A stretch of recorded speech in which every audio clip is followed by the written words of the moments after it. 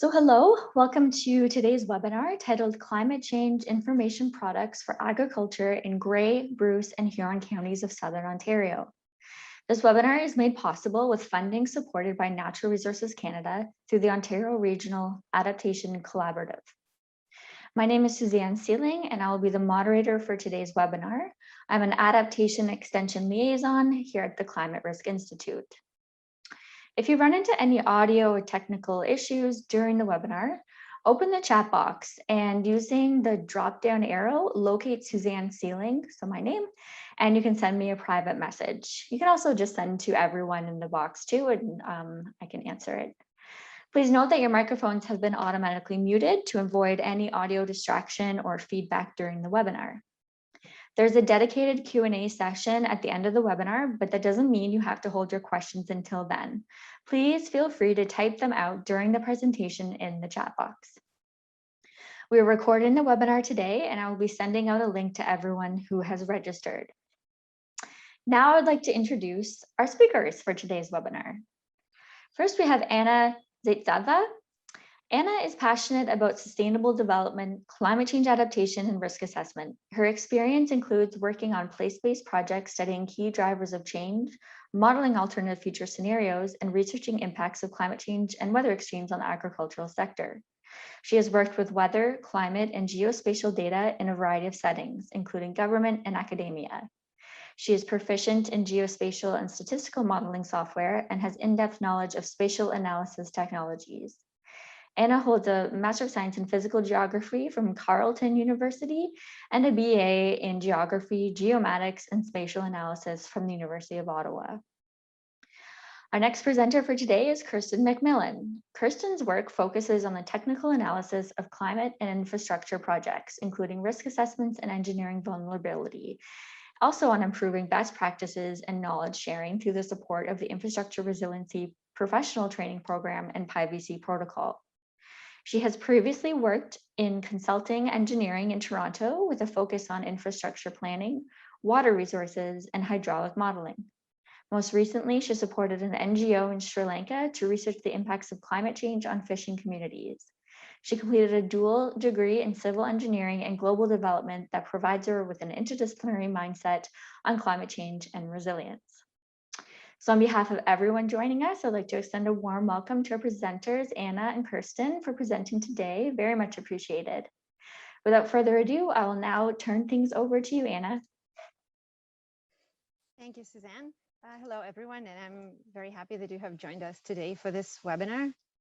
We will start today with a brief project overview, and I'll talk about the work that has been completed to date, focusing on understanding weather-related risks in Grey, Bruce, and Huron counties, the development of scenarios for the risk registry, and calculation of risk scores. And after that, my colleague Kirsten will walk us through stakeholder engagement process and how we approach capturing local perceptions and needs related to key weather concerns in the region. And then to conclude, we will go over ongoing development of climate risk information products. This project is part of a multi-year study to understand the state of climate change science in the Great Lakes region and the impacts of the changing climate on various sectors and ecosystems. And for this study, Bruce Power is partnering with the Council of the Great Lakes region and us at the Climate Risk Institute to produce information products that address opportunities and risks related to climate change and specific environmental, cultural, and socioeconomic values and activities in the region. The project has been scoped to assess climate change risks, opportunities, and impacts with respect to 3 areas of focus: agriculture, municipalities, and Indigenous communities. And that's in the counties of Grey, Bruce, and Huron. Here you can see a map of the study area and its location within Southern Ontario. The area includes Grey, Bruce, and Huron counties, located on the coast of Lake Huron and Georgian Bay. Agriculture in the region is an important industry, and there are over 6,700 farms in the region that cultivate over 1.3 million acres of farmland. And the main commodities include cattle, hogs, dairy, soybeans, and also poultry. And then specialty crops such as apples are grown primarily in Gray County. Work on the agriculture area of focus began last summer, and we have since assembled and reviewed literature, derived risk scenarios and statements, and then interviews with local stakeholders were held to help us better understand the effects of climate in Grey Bruce and Huron and inform the risk registry. And we then presented our main findings to members of the agricultural community at a working session and discussed options for priority climate risk information products. Currently, the development of these products is ongoing, and Kirsten will speak in more detail about that later today.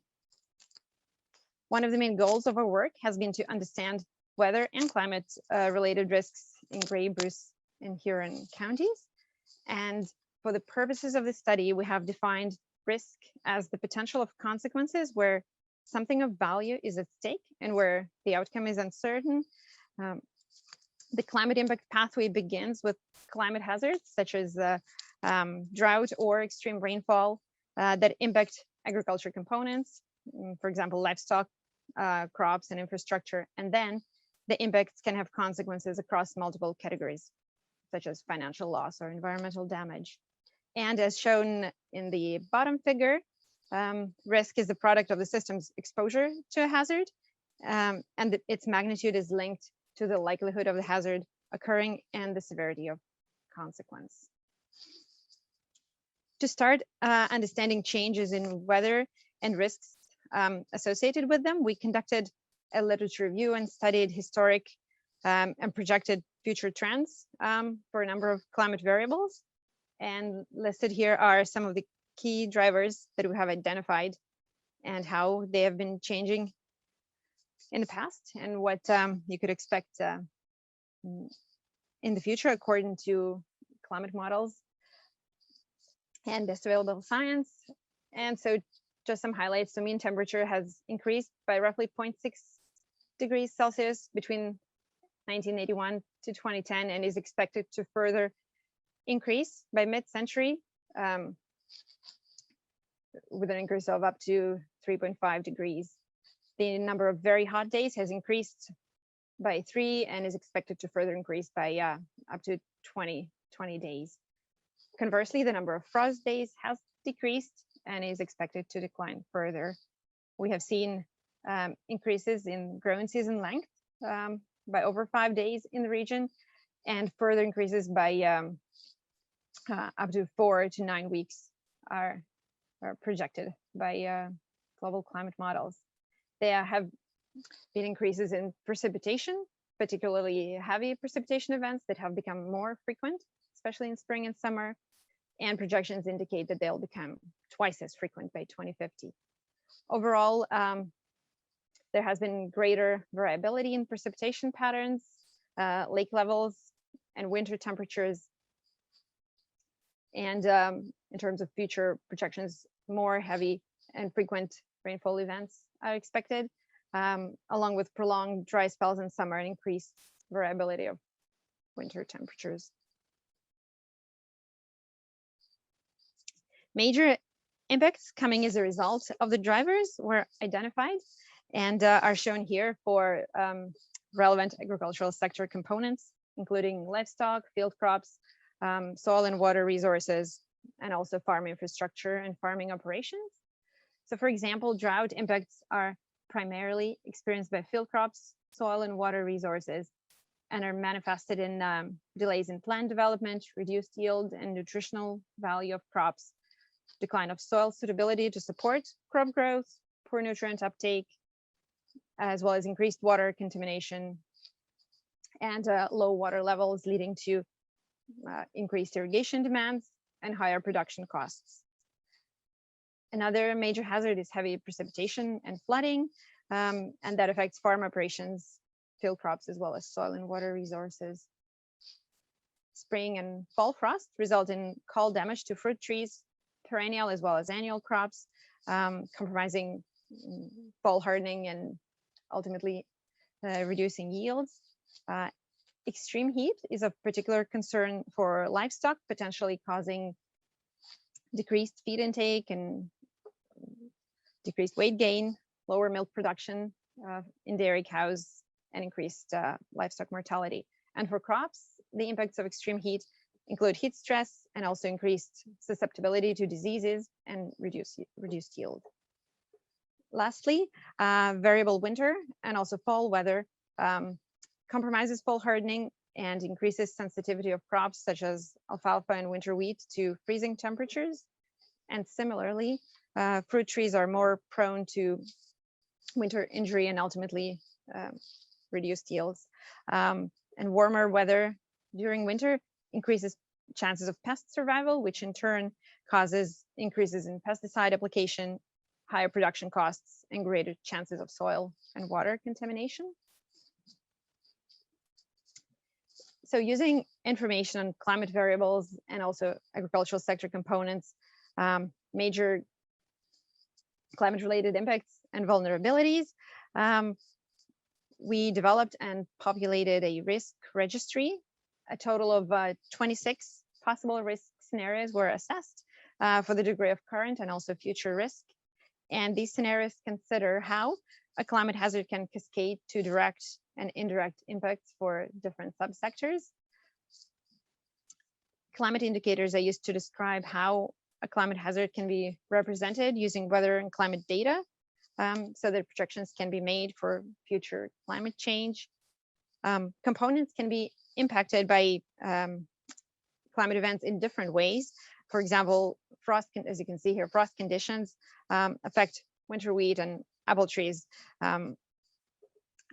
The conditions are different, and this has been reflected in scenarios by using different climate thresholds of frost tolerance.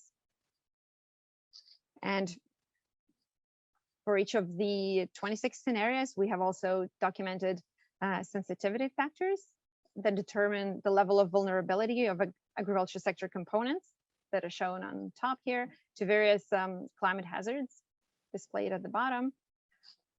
As an example, crops sensitivity to hazards is determined by timing and length of exposure, growth stage, and cultivar type, with higher yielding cultivars being more susceptible to drought damage, for instance, due to greater evapotranspiration demands. Poorly managed soils and soils with lower density are more likely to be adversely affected by drought conditions, while soils on greater slopes are more vulnerable to erosion caused by heavy precipitation events.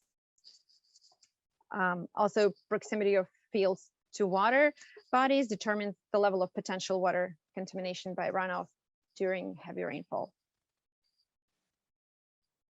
For all scenarios in the registry, we have recorded adaptation strategies and risk solutions that range from incremental adjustments of existing practices to major alterations that transform the entire farm operation.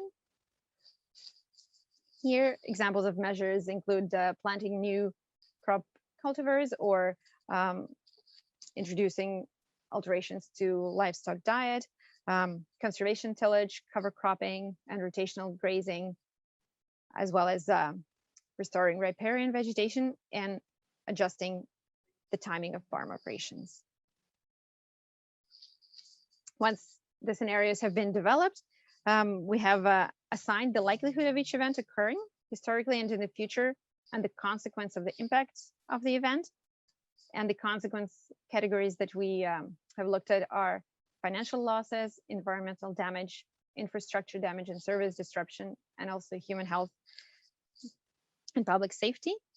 And the magnitude of risk is the product of the likelihood of a hazard occurring and the severity of consequence. Hazard likelihood categories range from rare, that are expected to happen less than about once in every 30 years, to almost certain, or expected to occur once every 2 years or more frequently. Then impact consequences for 4 categories of importance that I've just mentioned. They range from negligible to extreme, and definitions vary by consequence category.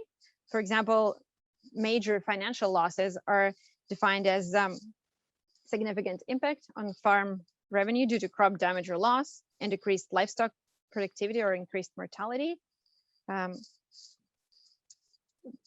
And the decreases would be between 30 and 50%. Major environmental losses are defined as widespread environmental damage, with recovery taking over 5 years, with strong effects from loss of ecosystem function, soil and water quality degradation. The definitions can be found in the appendix of today's slide deck for those who are interested to learn more. Overall, we found that the number of high-risk scenarios has increased significantly, while moderate risks have declined. And the decline of scenarios in the extreme risk category relates to a late spring frost scenario that's expected to become less frequent in the future. The majority of risks are associated with heavy precipitation events, drought, and extreme heat. So here we're looking at precipitation-related risks that affect crops, farm operations, infrastructure, soil and water resources. And so most of these fall into moderate or high risk categories, with risks expected to increase in the future. Specifically, precipitation events with daily amounts from 10 to 30 millimeters are being experienced during the growing season, causing increased runoff, leaching of nutrients and chemicals, water contamination and degraded soil quality, as well as waterlogging and erosion, and the delays to planting and harvesting operations. For heat-related risks, rising air temperatures and a greater number of heat waves have been occurring in Grey Bruce and Huron counties in the past decades. And as I mentioned earlier, this trend is almost certain to persist and even intensify in the future. And that's consistent with moderate and high risk scores for heat-related scenarios that affect agricultural crops and livestock in the region.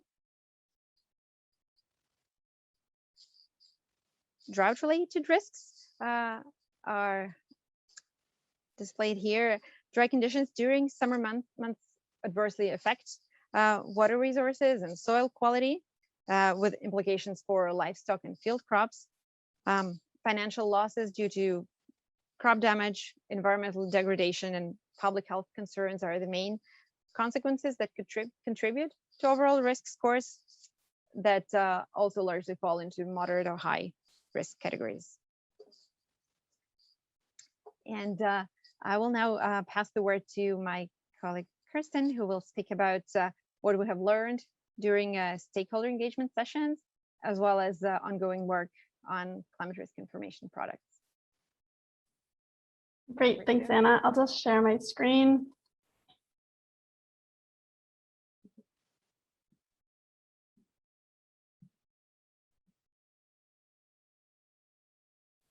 All right, how does that look? Getting a nod. Okay, great, thank you. And thanks, Anna, and for everyone for being here today. So as Anna mentioned, I'm just going to be talking a little bit more about the stakeholder engagement process that we've gone through so far, and how we were able to speak to people in the local community and really inform some of the risk-related information and products that we've been working on. So first off, we started off our engagement with two main channels. So the first one was interviews that we conducted in the fall, where we were able to start hearing a little bit about the weather and climate concerns in the region. What we noticed when we were doing this is that although we started off with an online survey option, people were really interested in conducting them over the phone. And ultimately, we found this was really useful because we were able to have real conversations, hear stories and examples, and ask a lot more follow-up questions to see how this would inform our research. So when we started to reach out to people, we took a snowball approach. So we relied first on the context that we already had within our organization and our partner organizations to get started and see who was most interested in participating. And then those people were able to offer others in their network that we could speak to. And then after we did the interview process, we then had a working session in February where we presented some of our results similarly to how we did, how Anna just presented, and we're able to get some feedback on if we were hitting the mark with our research, But more importantly, we wanted to make sure that the information that we're presenting is ultimately applicable and timely for the people that will be using it. So that was really one of the main intentions of those working sessions. So with the interviews that we first conducted in the fall, we asked people about their personal experiences with weather and climate and how this was impacting farming. So we spoke to quite a few different people within the community. So not just farmers, but also people who work directly in the farming community, like GOMAFRA and conservation authorities. And this gave us a really diverse perspective, especially for people who are meeting with a lot of different people and are quite valued within their communities. So in total, we spoke with 8 farmers and farming organizations, 8 conservation authorities, and 4 local nonprofits. So based on those interviews, we were able to compile some of the first information that we heard from them. So just starting from left to right, you can see what we heard most frequently and then less frequently. So the most frequent that we heard from almost everyone we spoke to was weather variability. So while we recognize that farmers have always needed to adapt to natural weather cycles, these conditions are becoming more variable and extreme over time. So some examples of how this can impact farming. In recent years, people had noted that they'd experienced flash flooding in the fall or in the spring, and then this was immediately followed by drought conditions. So when you have this kind of variability, it makes it a lot harder to plan and that you have less time to get everything done. We also heard quite frequently about people talking about more frequent and intense storms, damage from high winds, and greater prevalence of pest or the changes in pest distributions. So maybe something that might be surprising from what we heard is that warming temperatures, drought, and earlier fall frost or late spring were brought up less frequently as things that people had observed or that they were concerned about. But you can see how this might be reflected under some of the other topics. So while shifting frost seasons might not be spoken to directly, people could talk about weather variability, which kind of falls under a similar challenge with being unable to plan around the seasons. We also asked about how these impacts were being felt. And most frequently, this was through water management. So a lot of different impacts, but increased runoff, legacy phosphorus, and flooding were all major areas of concern. And we also heard a lot about soil erosion and how poor soil health was impacting the topsoil and nutrient losses. And then some of these areas of concern obviously overlap with the climate and weather impacts that were already noted and that we're seeing for projections. So for example, drought and how this could change the growing season, or flooding events and how this could lead to increased erosion. So during these interviews, we also wanted to talk to people about what they're currently using to understand climate and weather products, and also what products that we can produce that can help them better understand how climate change could impact their practices. So I think the number one takeaway that we heard from all of these participants about information was that when we're talking about risk, it needs to be supported with information on solutions or adaptation. And I think this is really important when working in climate change and value this input, that we want to make sure that the information that we're producing is informing adaptation and also recognizing how agriculture can be a really integral aspect of climate change work across the region. So with that in mind, we presented a few different options for information products with ultimately 3 different objectives that they could meet. So first, raising awareness. Second, supporting planning and design. And third, supporting implementation and adaptation. So when we're talking about how we can take the information from our study and translate it into something actionable, these are some of the 3 objectives that we were thinking about. So I'll walk through a little bit about what we presented in our working session as we were trying to figure out what people were most interested in hearing.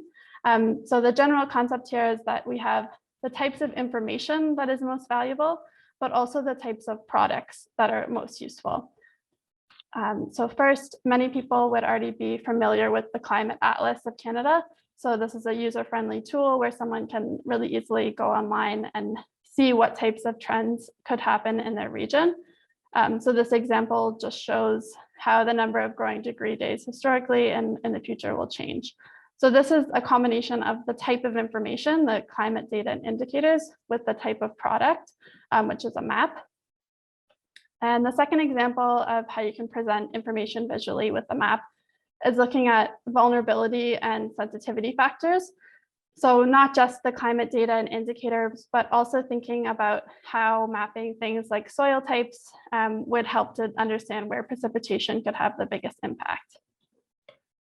The third example here is about the implementation and adaptation related information, but presented in a guidance document. So this is just an example here from OMACRA that focuses on BMPs. So just a quick one-page document that's available online, and you can go through and see what BMPs might be most useful. So for this example, it's looking at no-till systems, their benefits and challenges, and tips for successfully implementing. And then finally, infographics are another method of presenting information like on climate data and indicators that's quick and digestible, and you can just get the conversation going about climate change. So after that working session, we got some really great feedback from everyone who is involved in the community. So I'll go through some of the key things, but it really informs the rest of our work. So one example was knowing our target audience. So just saying agriculture in the Grey Bruce Huron County can really encompass quite a lot of different people with different needs. And there's never going to be one way of presenting information that's useful for absolutely everyone. So we've been working on refining exactly how each product can map to different audiences and making sure that we're meeting them where they're at in their knowledge of climate change and their ability to act. We also see these working sessions themselves as a really great way to get some of these conversations started, as where it's really across a lot of different organizations and people who might not normally talk to each other. And that's a great way to share some feedbacks and results. And when we finally get to the stage of distributing some of this work in the fall, we'll continue to rely on some of these trusted community members to make sure that our information is as informative as possible. And we also recognize that there's a lot of great information that's already out there. So there's no need to reinvent the wheel or create products that already exist. If anything, we can showcase what already really works well, and then tailor our content so that it's not overlapping with existing resources. So I'll walk through a little bit more about where we currently are in the process of developing new products and what our thinking is in creating these. So as I mentioned, we're looking at supporting information on risk with information on solutions.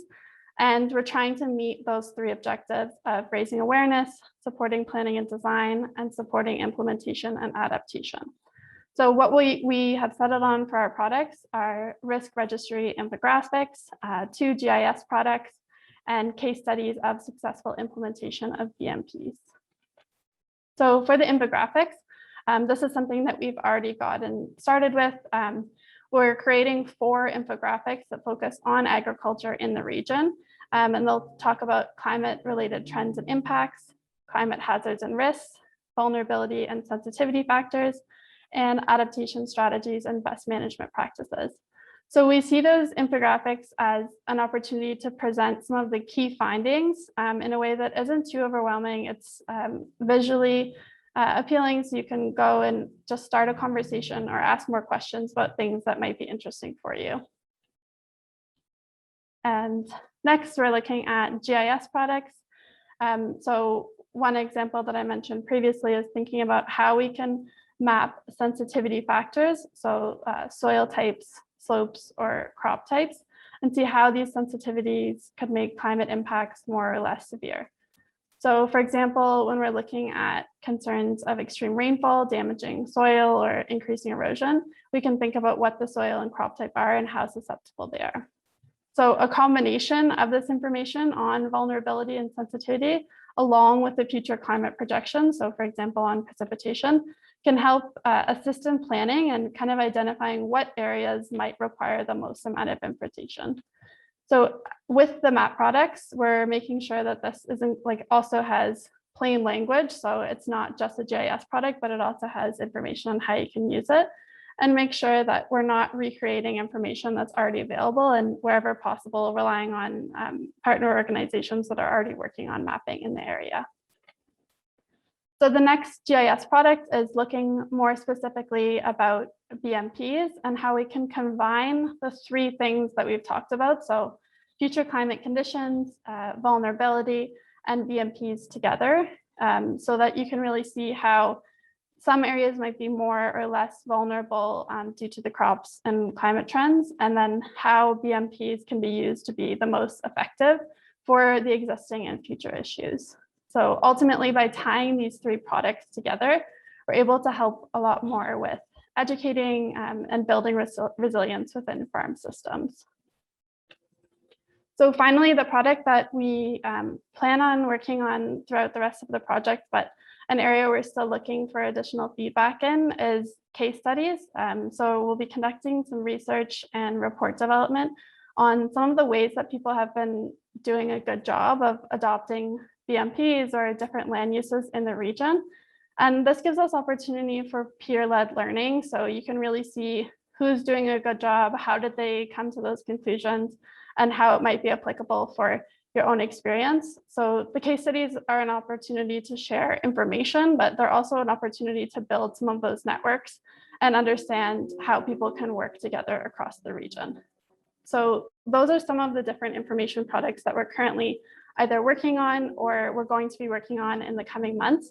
But it's really been a process of us trying to incorporate the feedback of the community as much as possible and make sure that we're not just creating more products that aren't going to be used. We want them to be timely, appropriate, and applicable whenever we're creating something. So that's a brief summary of some of the work that we've been doing, but we're really happy to take questions or dive into any of these topics in a little bit more detail if you're interested. So I'll pass it back over to Suzanne. Wonderful. Thanks so much, Kirsten and Anna. That was a really informative presentation. So we do have some healthy time left for questions. About half an hour we'll be here. So what I'm going to do actually is open up your the questions options so that you can ask questions using your microphone if you'd like.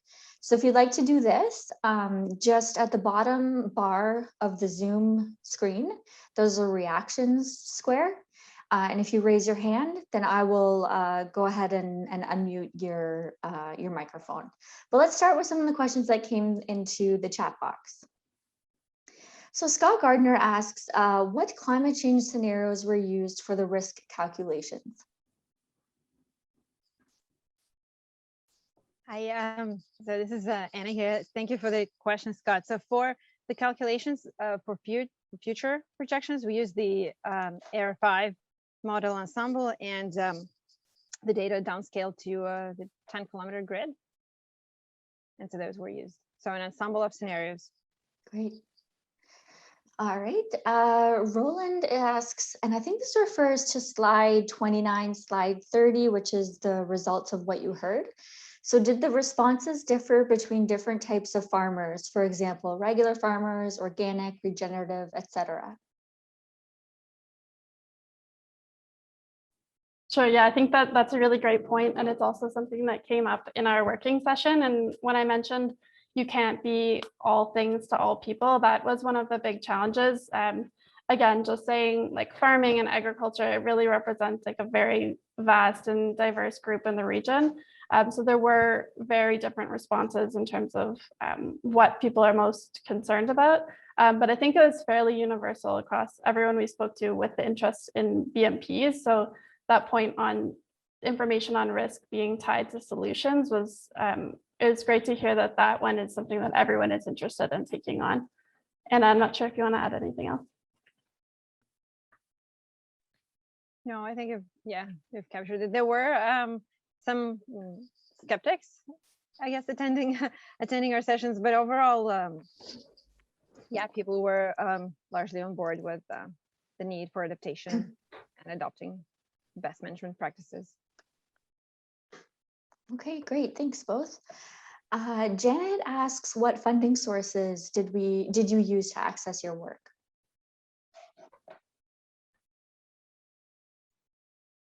So I can speak to that.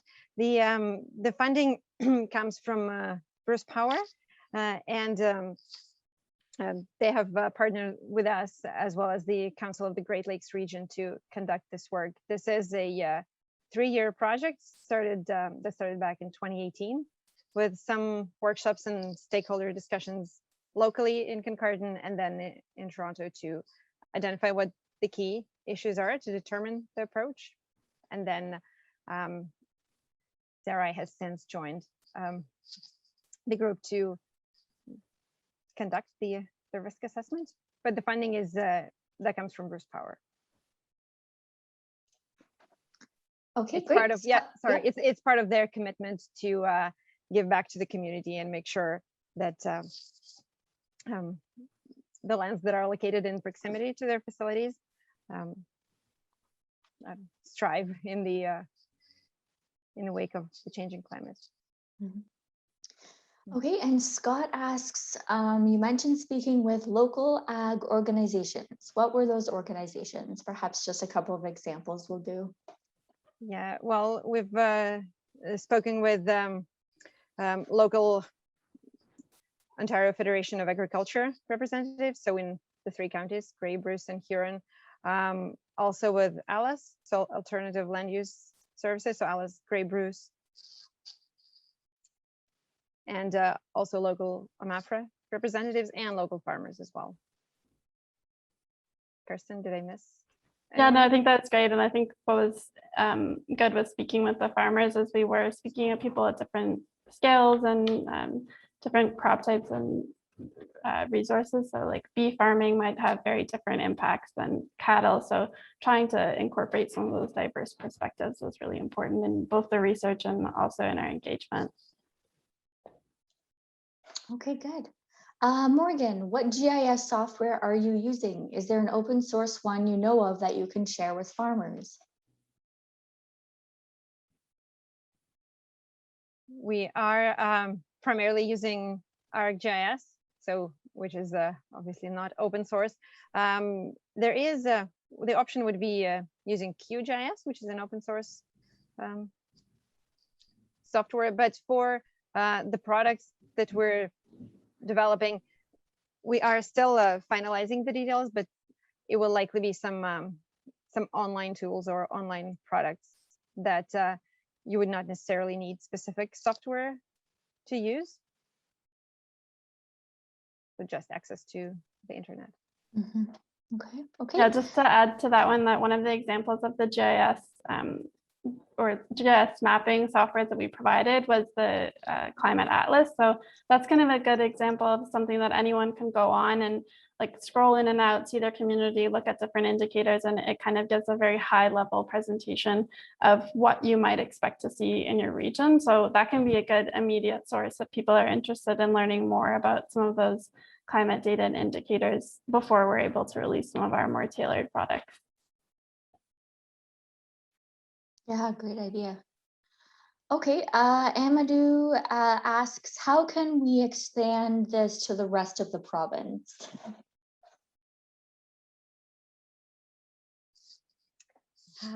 Thanks, Amadou, for the question. I think we are producing the products that are tailored to the local needs in Grey, Bruce, and Huron, but the approach could definitely be transferred to other regions. And this is something that is important to us, collaborating with local and also provincial level organizations to see how we can complement ongoing work and how we can extend our work beyond Grey, Bruce, and Huron.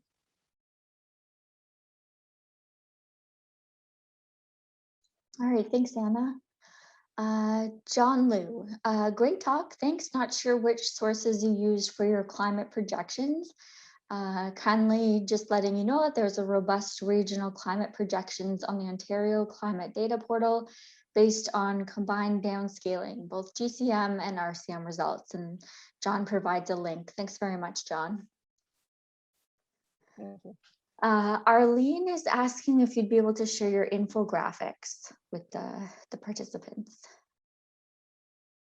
Yes, we definitely will be able to share them. They are, so 2 have been produced and the other 2 are in development, but all of the products that we will be producing, they will not be internal, they'll be shared with the public. We are posting regular updates on work and what is being accomplished on our website. So CRA website, and I can provide the link to the project webpage on Great. the CRA website. Yeah, and I'll also include that then in the follow-up email that I'll send to everyone. Lyle asks, hi Morgan. Oh, sorry, that's for Morgan. QGIS is a free GIS software that is downloadable, usable by anyone. Oh, very interesting. Okay, good to know. Well, great questions, everyone. Yeah, if there are any more, feel free to enter them. Also, happy to welcome them over your microphones. So just use the reactions button and raise your hand. I'll unmute your microphone for you. But these have been really great so far.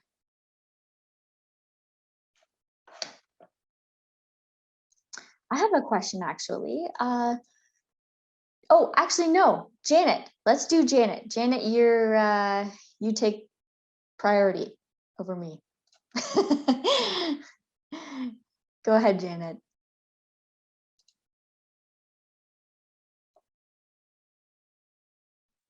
I represent the Golden Horseshoe region, and wondering if you would think there are significant differences between the data you've collected and the data that would be applicable in the Golden Horseshoe region.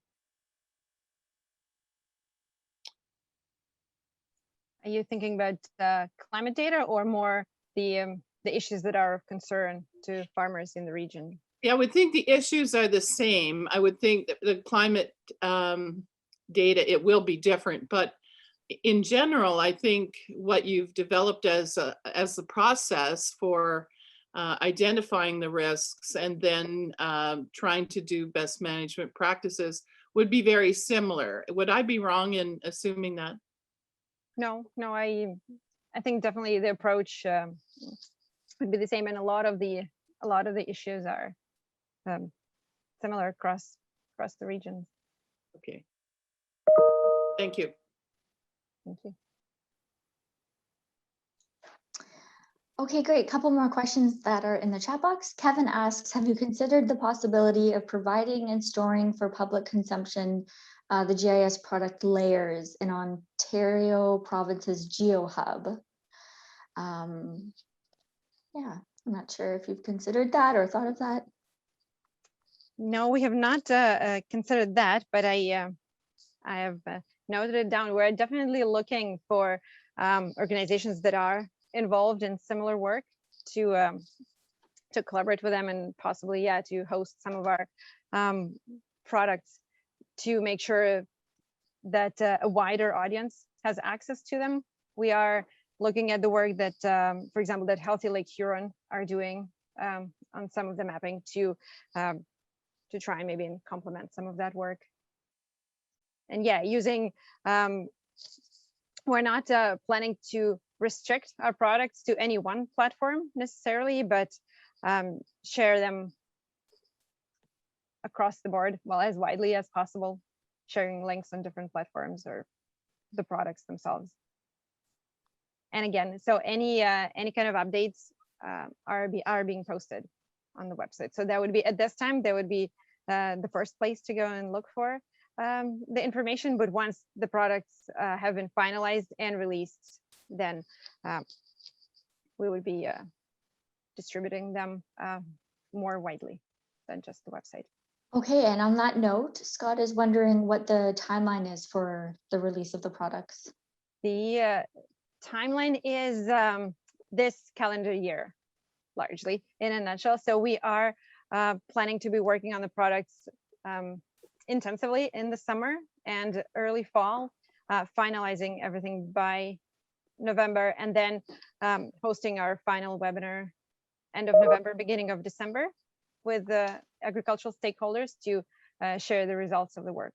So by the end of 2021, it should be finalized and online broadly early next year, I'm assuming.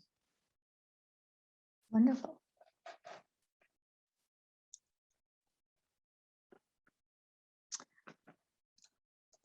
Okay, so we're still looking good for time. Let's, are you both available for a couple more questions? Sure. Yeah, okay. So I will ask a question. This came in with the registration actually. What was the approach you took to gathering literature and identifying key agricultural sector components? We together literature, we used a systematic literature review process. So we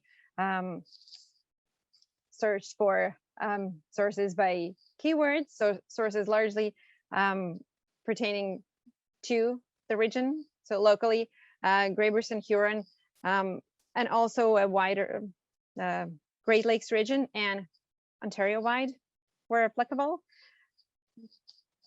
Looking at the climate data and and also agricultural data, so agricultural census data from 2016, so the latest available to identify what the key components of the agricultural sector are in the region and what issues, what hazards might be of biggest concern for those components. And then when we were speaking with stakeholders, we try to validate whether our preliminary findings are true. So stakeholder input has been really, really important and invaluable in our work, and it really helped us to kind of like to hone in on the ultimate scenarios that we have produced.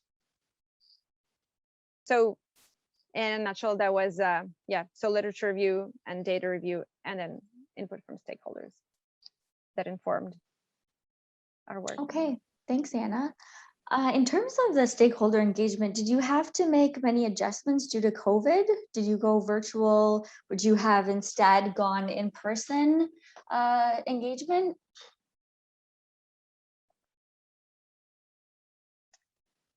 Yes, there have definitely been adjustments, although we did try to make it as much in person as possible by having phone interviews with stakeholders.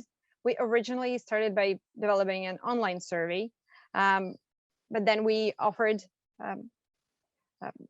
stakeholders the option of either filling in the survey or speaking with us on the phone, and overwhelmingly people have preferred to speak with us, and that has been really helpful. But yeah, so the broader engagement sessions, they have been online, and that otherwise would have been in person, and we're seeing it for the other areas of focus as well. So the municipal and indigenous in particular, we are adjusting and modifying the approach to do the best we can do given the pandemic.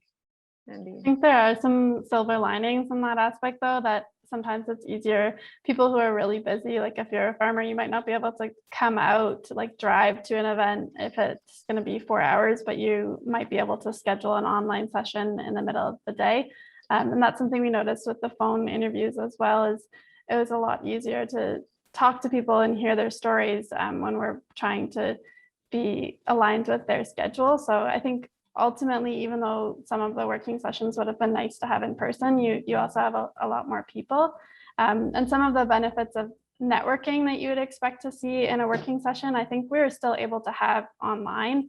And that's like we had some breakout rooms and discussions between groups where, let's say, like a nonprofit working on climate change in the region could be introduced to someone working in agriculture, and they might never otherwise be able to meet, but they can speak briefly in our working sessions and then connect later on online. So there are some silver linings to doing things online. Mm-hmm. Yeah, certainly. That was going to be a follow-up question, was whether you noticed any difference in efficiencies or effectiveness compared to the more, traditional non-pandemic forced methods. So that's really insightful. Thanks. Good. Okay, well, I think we're about getting close to wrapping up. We'll give one more opportunity though. Any last minute burning questions, go ahead, enter it in the chat box, or you can raise your hand and I'll unmute your mic. So give it a couple more minutes. I'm going to post a link to our post webinar survey, which we'd really appreciate that you complete. Just helps with planning future webinars. Okay, so thanks, Neil. A question from Neil Comer. Hello, Anna, Kristen, and Suzanne. Were the climate hazards considered here the ones identified on slide number 8, or is this simply an example of hazards?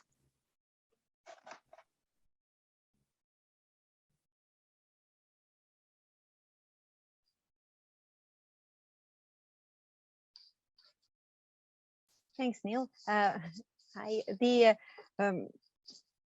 slide 8, it's it's essentially a summary of trends. So they are, so largely it does represent the hazards, the key hazards that were identified as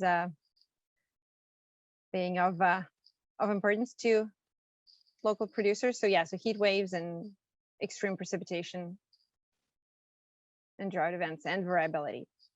So those are the key things. Okay, no problem. Scott has a question for Anna. You briefly mentioned skeptics. What were some of the major obstacles that these skeptics brought up? Well, it's I guess as expected, they would largely attribute things to variability and not necessarily anything driven by the changing climate.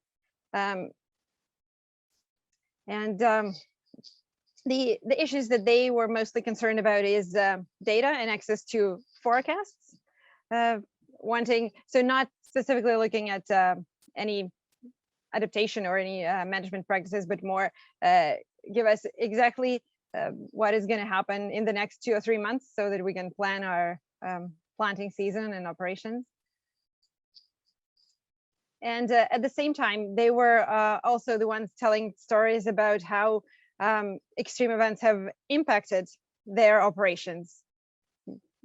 Specifically when a warmer winter with heavy rainfall and subsequent cold snap resulted in ice buildup on the barn, and then the roof collapsed and the animals perished, unfortunately.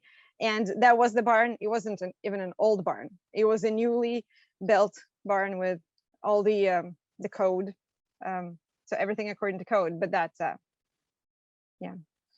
anyway. And that person was still saying that no, it's just an unfortunate turn of events.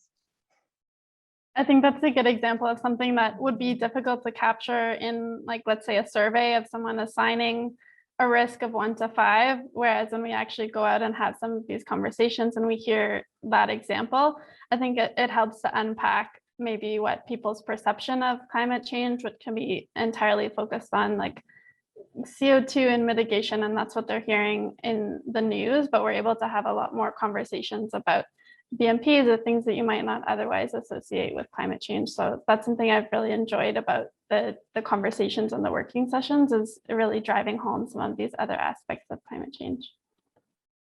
Mm-hmm. Yeah, wow. Okay, Amadou is asking, for the risk score, how did you assess the climate thresholds for extreme condition in the future? Did you extrapolate from the past climate? Did you calculate a probability, for example? For the threshold, we largely used literature to identify what would be critical temperature, for example, or precipitation thresholds for each scenario. So what would be the frost tolerance of different crops, for example, during different growth stages, or what amount of precipitation would inhibit planting operations, timely planting operations or harvesting operations. So it was literature informed, the thresholds. Okay, thanks, Anna. Thanks, everyone. Lyle, yes, the slides will be available for download on CRI's website. Have a great rest of your day, everyone. Bye-bye. Bye. Bye.